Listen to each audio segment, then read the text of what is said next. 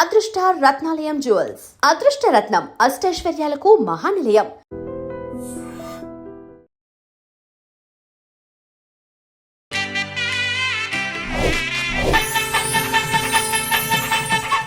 ఐడ్రీమ్ ప్రేక్షకులకు నమస్కారం. నేను ఉదయశ్రీ.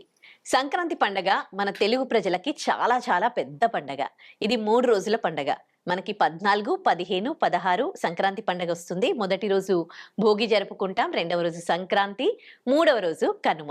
ఈ పండగ యొక్క విశిష్టతతో పాటు సైంటిఫిక్ రీజన్ తెలియజేయడానికి మనతో ఉన్నారు మంథా మాధురి గారు. అడిగి తెలుసుకుందాం. నమస్తే అమ్మా, welcome to our studio. Okay, Bhogi పండగ గురించి, సంక్రాంతి పండగ గురించి వేరే వీడియోలో చాలా చాలా బాగా చెప్పారు. మరి కనుమ గురించి కూడా తెలియజేస్తారా? తప్పకుండా. పెద్ద పండగలు 3 రోజులు: భోగి, సంక్రాంతి, కనుమ. చివరి రోజు ఈ కనుమ. ఇది సాధారణంగా 15, 16 వస్తుంది. ఈ సంవత్సరం 16 వచ్చింది. అయితే ఈ పండుగ విశిష్టత ఏంటి అంటే, మనది వ్యవసాయ ఆధారిత దేశం. మనకేంటి, వ్యవసాయంలో భాగంగా పశువులు చాలా, మనతో మనుషులు ఎంత ఇంపార్టెంటో, వర్షాలు ఎంత ఇంపార్టెంటో, సూర్యుడు ఎంత ఇంపార్టెంటో, పశువులు కూడా దున్నడానికి కావాలి కదా ఆ పనిముట్లు. ఈ మనమే కాకుండా మనతో కలిసి నడిచే ప్రకృతి, ఈ పశువులు, పక్షులు ఎవరైతే ఉన్నారో వీళ్ళందరికీ కృతజ్ఞత చెప్పుకుంటూ వాళ్ళ గౌరవార్థం జరిపే పండుగే కనుమ. ఓకే, అంటే ఎలా జరుపుకుంటారు ఈ పండుగ? ఇప్పుడు చూడు, సబ్కే సాత్ సబ్కే వికాస్ అన్నారు కదా. అందరితో కలిసి మనం ముందుకు నడిస్తేనే మనకి అభివృద్ధి. అదే ఈ పండుగల సందేశం కూడా. అయితే ఇప్పుడు ఎలా అంటే, ఇప్పుడు ఈ మొదటి భోగి, సంక్రాంతి మన ఇంట్లో మన అందరం ఫ్యామిలీ మెంబర్స్ తో అయ్యాం కదా. ఇది కూడా ఎక్స్టెండెడ్ ఫ్యామిలీ. పశువులు కూడా ఇప్పుడు రైతులు వీళ్ళు ఉంటారు కదా, వాళ్ళకి వాళ్ళ పశువులు అవి ఉంటాయి కదా, అవన్నీ ఏంటంటే వాళ్ళ ఎక్స్టెండెడ్ ఫ్యామిలీ. వాళ్ళని కూడా ఫ్యామిలీ మెంబర్స్ లాగానే ట్రీట్ చేయాలి. అందుకు కనుమ నాడు ఏం చేస్తారు, ప్రత్యేకంగా మొదటి 2 రోజులు అయిన తర్వాత 6 రోజులు కూడా వీళ్ళ పార్ట్ ఉంటుంది. బట్ కనుమ నాడు స్పెషల్ గా వీళ్ళ కోసమే అన్నమాట ఆ పండుగ, ఈ పశువుల కోసమే. ఏమిటి అంటే, ఈ ఉదయాన్నే లేచి ఈ పశువుల దొడ్లు ఉంటాయి కదా, పశువుల పాకలు, అవి శుభ్రంగా కడిగి వాటిని ముగ్గులు వేసి అలికి వాటిని చిమ్మి వాటిని రెడీ చేస్తారు. తర్వాత ఈ పశువులకి ఉప్పు చెక్క అనేది తినిపిస్తారు. అదేంటంటే రకరకాల వనమూలికలతో చేసిన ఒక పదార్థం. దానివల్ల అది తినడం వల్ల ఈ పశువులకి ఏమవుతుందంటే సంవత్సరం పాటు ఎటువంటి అనారోగ్యాలు రావు. అంటే ఇమ్యూనిటీ బూస్టర్ అనుకోవచ్చు. ఉప్పు చెక్క అంటారు దాన్ని. అది రకరకాల వనమూలికలతో, అంటే దానికి కూడా ఏదో మెడిసినల్ వాల్యూస్ ఉంటాయి. అది తినిపిస్తారు. తినిపించిన తర్వాత ఈ పశువులన్నిటిని చెరువుకి తోడుకెళ్తారు. అక్కడ శుభ్రంగా రుద్ది కడిగి స్నానాలు చేయిస్తారు. ఇంటికి తీసుకొస్తారు. తీసుకొచ్చి వాటికి పసుపు కుంకాలు పెట్టి, కొమ్ములకి రంగులు వేసి, కుచ్చులు కట్టి, పూసలు, పువ్వులు ఇలాంటివన్నీ పెట్టి వాళ్ళు అలంకరిస్తారు. వాటిని అలంకరించి ఆ తర్వాత పనిముట్లు ఉంటాయి. అంటే పలుగు, పార, నాగలి ఇలాంటివన్నీ ఉంటాయి కదా తవ్వడానికి. అవన్నిటిని కూడా కడిగి వాటికి కూడా పసుపు కుంకాలు పెట్టి వాటిని అలంకరిస్తారు. అలంకరించి వాటికి పూజ చేస్తారు. పూజ చేసి పొంగల్ వండి, మళ్ళీ పొంగలని కొన్ని ప్రాంతాల్లో అంటారు, పులగం అని కొన్ని ప్రాంతాల్లో, దాన్ని వండి ఈ పశువులకి తినిపించి అరటిపళ్ళు పెట్టి, రెగ్యులర్ గా వాళ్ళకి పెట్టే దానా ఉంటుంది కదా, గడ్డి, గాత్ర, కుర్చీ అవన్నీ కూడా పెడతారు. పెట్టి అలాగే మనం భోగి నాడు భోగి ములక అని చెప్పుకున్నాం. ఒక ప్లేస్ లో నీళ్లు వదిలేసి నెక్స్ట్ పండుగ రెడీ చేస్తాం. అక్కడికి కూడా ఈ పొంగల్ని తీసుకెళ్లి పసుపు కుంకాలు జల్లి, ఆ పొంగల్ని జల్లి నైవేద్యం పెట్టి భూమాతకు కూడా కృతజ్ఞత చెప్తారు. అంటే ఇప్పుడు మనం చెప్పాలంటే థ్యాంక్స్ గివింగ్ లా అనుకో, kind of thanks giving. Universe అదే నేచర్ లో ఉండే అన్ని చెప్పుకోవడం. ఎందుకంటే వాళ్ళ అభివృద్ధికి ఇది కూడా కారణం కదా. పశువులు పని చేయకపోతే వాళ్ళ పంట సరిగ్గా వచ్చి ఉండేది కాదు కదా. అందుకని అంటే ప్రకృతిలో మనం కూడా మమేకం అవుతాం అనమాట. అది వేరు కాదు, మనం కూడా వాటితో కలిపి పార్ట్ ఆఫ్ దట్ అని చెప్పడం అనమాట. అయితే ఇవన్నీ చేస్తారు కదా. ఇలా చేయడానికి కూడా పురాణంలో ఒక కథ ఉంది. ఏంటంటే, శ్రీకృష్ణుడు ఒకసారి ఏమన్నాడంట, వర్షాలు పడ్డానికి నార్మల్ గా ఇంద్రుడిని పూజిస్తారు. అలా కాదు, మనతో పాటు ఉన్న పశువులు, గోవులు, తర్వాత వీటన్నిటిని పూజ చేద్దాము. అలా చేస్తే ఇవి కూడా మనతో కలిసి పనిచేస్తున్నాయి కదా, వాటి గౌరవార్థం వాటికి పూజ చేద్దాము అని వాటికి పూజ చేస్తే ఇంద్రుడికి కోపం వచ్చిందట. కోపం వచ్చి బీభత్సమైన అతివృష్టిని సృష్టించాడట. అంటే రాళ్ల వర్షం లాగా వర్షము, గాలి అన్ని ఎగిరిపోయి. అప్పుడు శ్రీకృష్ణుడు ఏం చేసేట, చిటికెన వేలతో గోవర్ధనగిరిని ఎత్తేసేట. అందరూ వెళ్ళి దాని కింద దాక్కున్నట. అప్పుడు ఇంద్రుడికి అర్థమైందట, పశ్చాత్తాపడి తప్పు చేశారని వచ్చి ఇంద్రుడు శరణు వేడేట. హుహుహు. అందుకు అప్పటి నుంచి ఈ పశువుల్ని కూడా ఆరాధించడం అనేది మొదలైంది అని చెప్తారు. అలాగే ఇంకొక జానపద కథ ఉంది. ఫోక్ హ్మ్. స్టోరీ అన్నమాట. ఏంటంటే ఒక ప్రాంతంలో కాటమరాజు అని ఒక యాదవుల రాజు ఉండేవాట. అతను ఈ మందలంతటిని అతనికి ఆవులు, గేదెలు అన్నీ ఉండేవి. హ్మ్. ఒకసారి తీవ్రమైన కరువు కాటకాలు వచ్చాయట ఆ ప్రాంతంలో. పాపం ఆ పశువులు తిండి లేకుండా ఎండిపోతుంటే అతను చూడలేక వేరే ప్రాంతానికి పట్టుకెళ్ళి అక్కడ మేపెట్ట పశువులు. హ్మ్. ఆ విషయం తెలిసి ఆ రాజుకి కోపం వచ్చిందంట. నా పర్మిషన్ లేకుండా వచ్చి నీ అలమందల్ని నా దగ్గర ఎలా మేపుతావు అని ఏం చేశాడు, ఈ కాటమరాజుని చంపేశాట.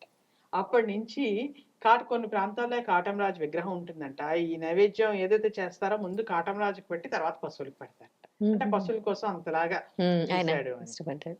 అవునా? ఆయన తర్వాత ఇంకా ఈ కనుమ తాలూకా ఆ రోజంతా ఈ పశువులకి రెస్ట్.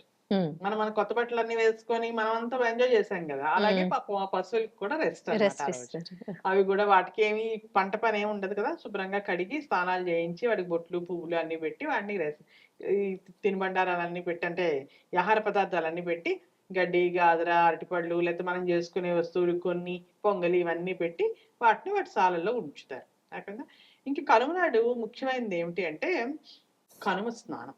హ్మ్. తప్పనిసరిగా కనుమ స్నానం చేయాలి. అదేంటి రేగిపళ్ళు ఉంటాయి కదా! రేగికాయలు. ఆ హ్మ్. రేగికాయని తల మీద పెట్టుకొని, "కాకి నీ రూపు నువ్వు తీసుకొని నా రూపు నాకిచ్చెయి" అంటారు. ఎందుకంటే ఈ వింటర్‌లో చెప్పుకున్నాం గదా! మనం స్కిన్ స్కిన్ అది పాడై ఆ! కొంచెం డార్క్ నల్లగా కూడా అయిపోతాం. అయిపోతాం మనం. అవును. అదంతా ఇంకా నెక్స్ట్ రాబోయే కాలం నుంచి చలి తగ్గుతుంది గదా! సో, స్కిన్ బావుంటుంది. మళ్ళీ తిరిగి మన ఒరిజినల్ కలర్ మనకొస్తుంది. కాంప్లెక్షన్ వస్తుంది అన్నట్టుగా ఆ పని జేస్తారు. అలాగే ఇంకో సామెత కూడా చెప్తారు. కనుమ నాడు కాకి కూడా మొలకేస్తుందని. కాకి కూడా వెళ్లి మునుగుతుంది ఆ రోజు స్నానం చేస్తుంటే. అలాగే మనం కూడా తలమించి స్నానం చేయాలి. అది. రెండోది కనుమ నాడు మినుము తినాలి అని ఒక సామెత. హుహు. వాడుక. హ్మ్. ఎందుకలా అంటారంటే, కొంతమంది పితృకార్యాలు సంక్రాంతి నాడు కాకుండా కనుమ నాడు కూడా చేసే ఆచారం ఉంటుంది. హ్మ్. సో, వాళ్ళు ఆ రోజు పితృకార్యాల్లో ఏంటి మినుముతో చేసినవి. అంటే వడలు, ఆవడలు ఇలాంటివన్నీ చేసి పెద్దలకు నివేదిస్తారు. అలాగే అవి మనం తింటామని. ఇంకొక కారణం ఏంటి అంటే, ఈ నాన్ వెజిటేరియన్స్ అందరూ కూడా పండగ 2 రోజులు మన ప్యూర్ వెజ్ తిన్నారు కదా! సో, వాళ్ళు నాన్ వెజ్ తింటారు. అవును. నాన్ వెజ్ ఏంటి రిచ్ ఇన్ ప్రోటీన్. హ్మ్. మరి వెజిటేరియన్స్‌కి ఎలా వస్తుంది అంత రిచ్ ప్రోటీను? ఈ మినువులు మినువులు. తినమంటారు. సో, మినువులు కూడా చాలా రిచ్ ఇన్ ప్రోటీన్ కదా! ఓకే. సో, అవి తినాలి అని. సో, ఇది చెప్తారు. అలాగే కనుమ నాడు ప్రయాణాలు చేయకూడదు అంటారు. ఎందుకంటే కనుమ నాడు కాకైనా బయలుదేరదు. నువ్వెందుకు బయలుదేరుతున్నావు అంటారు. ఎవరైనా వెళ్తామంటే. ఆ రోజు ఉండి నెక్స్ట్ డే వెళ్ళండి అని చెప్తారు ముక్కనుమ నాడు. ఎందుకు? ఎందుకలా చెప్తారంటే పూర్వకాలంలో మోడ్ ఆఫ్ ట్రాన్స్‌పోర్ట్ ఏంటి?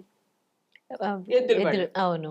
మరి ఆ రోజు ఎద్దులకి వాటికి రెస్ట్ రెస్ట్ గదా! ఇచ్చాం కదా! అవును. మళ్ళీ వాటిని పాపం ఆ రోజు ప్రయాణం చేయమనడం ఎంతవరకు కరెక్టు? హ్మ్. అందుకని అప్పటినుంచి ఇది వాడుకొచ్చి ఇవాళ మనం కార్‌లో వెళ్ళినా, ఫ్లైట్‌లో వెళ్ళినా ఈరోజు ప్రయాణాలొద్దు అని చెప్తున్నాం గానీ, యాక్చువల్‌గా కారణం అది. ప్రయాణాలొద్దు.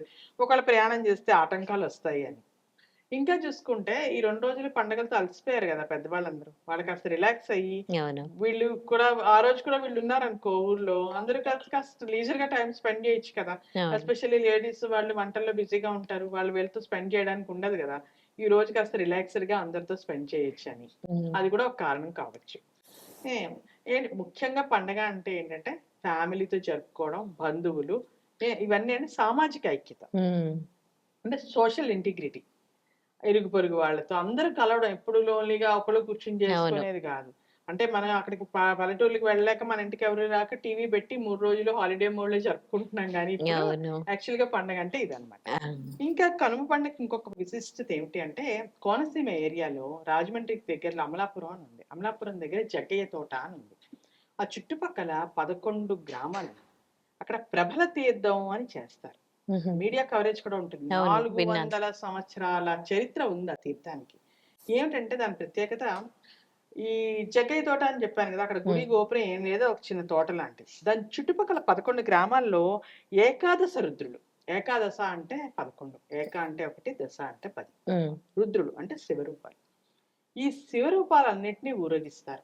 అక్కడ ఆ తోటలోకి తీసుకొస్తారు. ఎలా ఊరేగిస్తారు? ప్రభ. ప్రభ అంటే కాంతి లేకపోతే వెలుగు అని అర్థం. హ్మ్. ఈ ప్రభలు ఎలా కడతారంటే వెదురు బొంగులుంటాయి కదా! ఆ వెదురు బొంగులతో అంటే ఒక స్టాండ్ లాంటిదనుకో హ్మ్. నీకర్థం కాడానికి. హ్మ్. స్టాండ్ లాగా అవును. చేసి దాని మీద ఈ దేవుడి రూపం అంటే దాన్ని వెదురు బొంగులు, కొబ్బరి తాళ్ళు, కొబ్బరి పీచు అంతా పెట్టి ఒక స్టేజ్ లాగా చిన్న సైజ్ స్టేజ్ లాగా రెడీ చేస్తారు. ఉమ్, రెడీ చేసి దాని పువ్వులతో, మామిడాకులతో, రంగు కాగితాలతో, చమ్కీలతో చక్కగా అలంకరిస్తారు. అలంకరించి దాని మీద ఈ ఏకాదశి రుద్రాలు అని చెప్పాను చూడు, ఉమ్, ఈ మూర్తుల్ని ఒక్కొక్క ప్రభ మీద ఒక్కొక్క మూర్తిని, ఉమ్, అక్కడ గ్రామాలు ఉన్నాయి, ఒక్కొక్క గ్రామంలో ఒక్కొక్క రుద్రుడు ఫేమస్. ఉమ్, లేదా వీరభద్ర స్వామిని, వీరేశ్వర స్వామిని ఇలాగనమాట. ఒక్కొక్క స్వామిని ఆ ఊరు వాళ్ళు అలా రెడీ చేసి ఆ ప్రభ మీద పెడతారు. పెట్టి ఈ 11 ప్రభని జగ్గయ్య తోటకి తీసుకొస్తారు. అక్కడ ఏంటంటేనంట, ఈ 11 రుద్రులు, ఏకాదశి రుద్రులు అందరూ కలిసి లోక కళ్యాణం కోసం ఏం చేయాలో మాట్లాడుకుంటారట అక్కడ సమావేశమై. అది ప్రజలు నమ్ముతారు. అక్కడ వాళ్ళందరూ మీట్ అయ్యి నెక్స్ట్ ఏం చేయాలి మనం ప్రజల కోసం అని మాట్లాడుకుంటారట దేవుళ్ళందరూ. ఓకే. అది అందుకని చెప్పి ఆ ప్రభ ఎంత హెవీగా ఉంటుందంటే చాలా పెద్దది, చాలా బరువు ఉమ్, ఎత్తు. ఆ ప్రభలు మోయడానికి ఈజీగా 30-40 మంది కావాలి, ఒకళ్ళిద్దరి వల్ల కాదు. ఉమ్, రెండోది, ఆ ప్రభని ఊరేగిస్తారని చెప్పాను కదా, ఆ ప్రభల్ని పట్టుకోవడం మోయడానికి కూడా శిక్షణ తీసుకున్న వ్యక్తులు కావాలి. ఎవరు పెడితే వాళ్ళు మోయలేరు. ఉమ్, రెండోది, కంటిన్యూగా ఒకళ్ళు మోయలేరు. ఇప్పుడు ఇక్కడి నుంచి ఇంకొంచెం డిస్టెన్స్ వరకు ఒక్కళ్ళు అనుకో, తర్వాత ఇంకొకళ్ళు వచ్చి వీళ్ళు వదిలేసి ఇంకొకళ్ళకి ఇస్తారు, మళ్ళీ వాళ్ళు ఇంకొక చోట. ఇంకా విశేషం ఏమిటంటే ఆ ప్రభను ఒకసారి పైకెత్తిన తర్వాత మళ్ళీ అక్కడికి తీసుకొచ్చే వరకు తిరిగి తిప్పకూడదు, దించొద్దు. అది ఎలా వెళ్తుంది? సాధారణంగా మనం వెళ్లే రూట్ లో వెళ్ళదు ఆ ఊరేగింపు. ఉమ్, పంట కాలువలు, పంట పొలాలు, అంటే ఎంత కష్టం ప్రభను మోసుకుంటూ నడవడం. ఆ ట్రైనింగ్ కౌశికి తీసుకున్న వాళ్ళు. నది అని ఒక నది ఉంది, ఆ నదిని కూడా దాటుతారు ఆ ప్రభలు మోసుకుంటూ. ఆ నదిని దాటి మొత్తం ఊరేగింపు తెచ్చుకొని వచ్చి మళ్ళీ అక్కడ పెడతారు ఆ ప్రభని. అంత చాలా కష్టం అనమాట. కానీ అలాగే ఎక్కడ దించకుండా మోస్తారు. చాలా మంది వెళ్తారు మోయడానికి. ఇంకా ఏంటి, ఆ ప్రభను మోసే అవకాశం రావడమే గొప్ప వాళ్ళకి అదృష్టం కింద భావిస్తారు. ఊర్లంతా తిప్పుతూ ఉంటే వాళ్ళందరూ హారతలు ఇస్తూ ఉంటారు ఆ స్వామికి. అయిందా? అయితే ఈ ప్రభల తీర్థం చూడడానికి చాలా పెద్ద గ్యాదరింగ్, హ్యూజ్ క్రౌడ్ అన్నమాట. అక్కడెక్కడి నుంచో వెళ్తారు ప్రజలు. ఊర్లకు వెళ్ళిన వాళ్ళు ఖచ్చితంగా చుట్టుపక్కల ఉన్న ఊళ్ళో వాళ్ళ ప్రభల తీర్థం చూసే వస్తారు. అది కూడా ఈ కనుమ నాడే స్టార్ట్ అవుతుంది. ఓకే. సో ఇన్ని ప్రత్యేకతలు ఉన్నాయా? ప్రత్యేకతలు ఉన్నాయి. మరి కనుమ అని ఎందుకు పిలుస్తారు ఈ పండగని? కనుమ అంటే యాక్చువల్ గా 2 అర్థాలు ఉన్నాయి. కనుమ అంటే నార్మల్ గా పర్వతాలు ఉంటాయి కదా, 2 పర్వతాల మధ్య వచ్చే పాసేజ్ ఉంటుంది. మనం ఖైబర్ పాస్, బోలాన్ పాస్ అని చదువుకున్నాం చిన్నప్పుడు, గుర్తుంది. వాటిని కూడా తెలుగులో కనుమలో అంటారు. కానీ ఇక్కడికి వచ్చేటప్పటికి కానుం, కానుం అంటే చూడటం అనే పదం నుంచి కనుమ అనే పదం వచ్చిందని చెప్తారు. ఇందాక చూడు, మనం సంక్రాంతి పొంగల్ వండి పొంగల్ ఎలా వచ్చిందని చెప్పుకున్నాము సంక్రాంతిలో, అలాగే కానుం అంటే చూడడం అని అర్థం అంట.